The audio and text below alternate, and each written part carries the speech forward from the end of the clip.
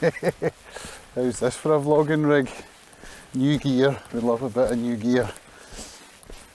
Basically it's a walking stick with an attachment on the end that I can put a camera on.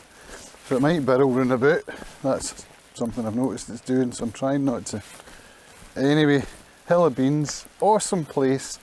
Had a great day. I've been up here filming some waterfall content for my Chilled Scotland channel, which is just monetised by the way.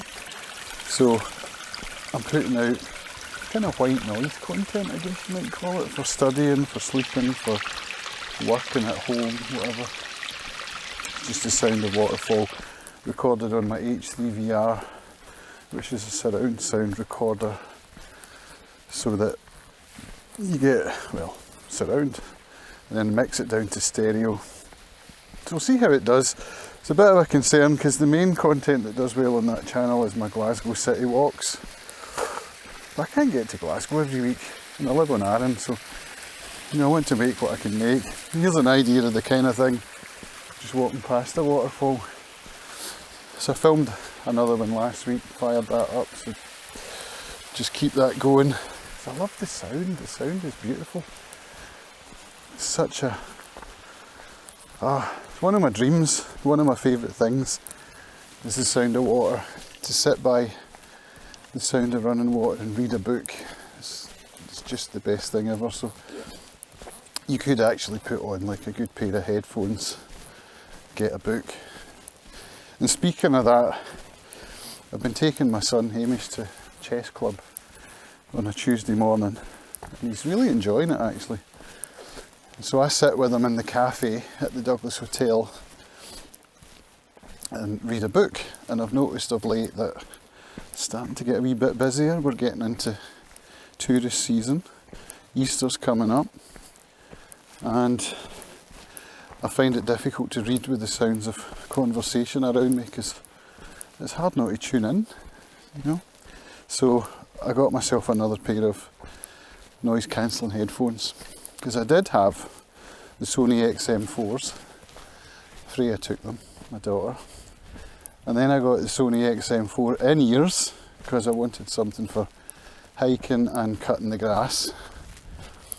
And Freya took them as well for going to the gym. So I just bought some XM5s, which were, you know, expensive. But so far I find them very comfortable. I haven't worn them out much. In fact, I haven't worn them out at all, just in the house. But I'll be trying them this Tuesday at the chess club. So I'm excited. I'm excited for making more content for my chilled channel particularly. Now that the better weather's coming in, the lighter nights, I can start to get out a bit more and get some Arran content. But I'm noticing that I'm having to juggle the ND filters I have.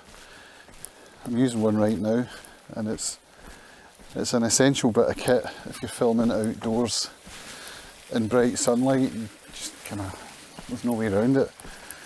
So I've got another one, I think it's like a 10 stop though, which is too much. This one's variable, I quite like the variable ones. So I might need to get another variable.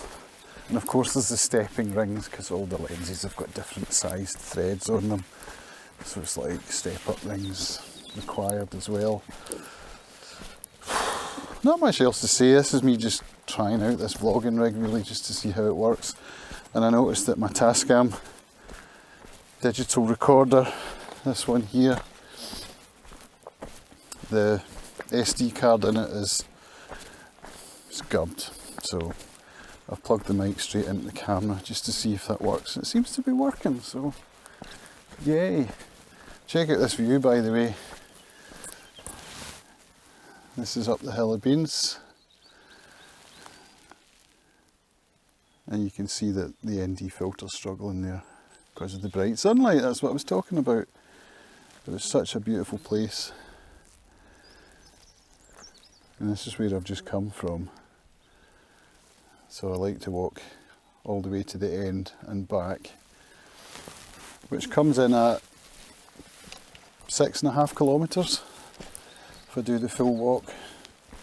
I like to do the full walk twice a week because I'm building up to some bigger hills so that I'm ready for the mountain festival in May, where I'm going to be going up Keignahoy for the first time.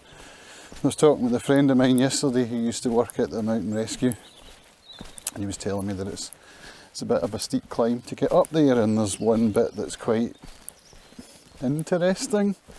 Can't remember the word he chose, but there's one bit where you're quite exposed basically, so yeah, I'm looking forward to that. It won't be anywhere near as scary as the Ikea Ridge, which I did last year. So I figure if I can do the Ikea Ridge, Keignahoy shouldn't be too scary.